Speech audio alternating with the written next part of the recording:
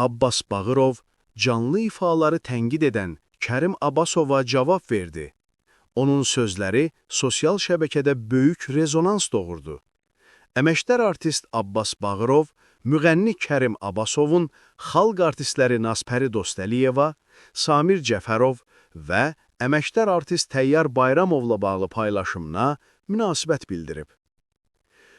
O, sənətkarların bu cür müzakirə olunmasını tənqid edib və yazıb, heç bir sənətkar haqqında həmişə səhvsiz oxuyur demək olmaz. Səhnə canlı sənətdir. Bəzən istəmədiyin anda texniki problemlər ola bilər.